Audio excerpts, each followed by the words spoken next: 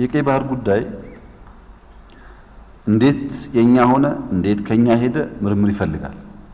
እንዴት ማግኘት እንችላለን እንዳናገኝ ምን ያክል ሰው ይፈልጋል፣ እንዴት አድርገን ነው የምናሳካው ብዙ ስቃይ ይፈልጋል።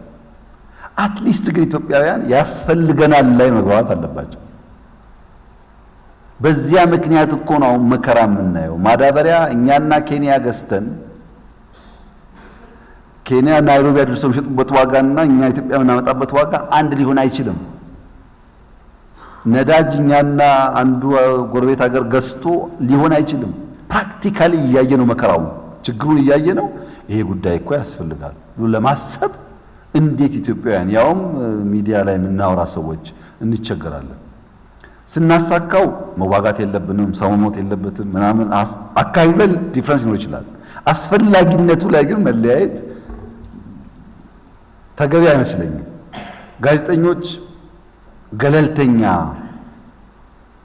አቋም መያዝ አለብን። መንግስት ጋር ከተጠጋጋን ስለ መንግስት ካወራን ይሄ ጥሩ አይደለም ብሎ የሚያስቡ አጠቃላይ አርቶ አካባቢና ጋዜጣ አካባቢ ያለው ስታቤ እንደዛ ነው። ጋዜጠኛ ግን ገለልተኛ አይደለም። ውሸት ነው። ገለልተኛ የሚባል ነገር የለም። ከግል ጥቅም ነው ጋዜጠኛ ገለልተኛ መሆን ያለበት። ከራሱ ጥቅም ገለልተኛ መሆን አለበት። ከኮሌክቲቭ ጥቅም ግን ገለልተኛ መሆን አይችልም። ዜግነት የሌለው ጋዜጠኛ የለም። ለሰው ልጅ ደህንነት የማይገደው ጋዜጠኛ ሊኖር አይችልም። ያዳላል ማለት ነው። ሰው እንዳይሞት ካለ ያዳላል ማለት ነው። ሰው በልቶ ማደር አለበት፣ ልማት ያስፈልጋል ካለ የሆነ ፍላጎት አለው ማለት ነው። ለግል ጥቅሙ ግን ገለልተኛ መሆን አለበት። ባጭሩ ሚዲያ የሀገር መንፈስ ነው። ያ የሀገር መንፈስ ከተሰበረ አካሉ መድቀቁ አይቀርም።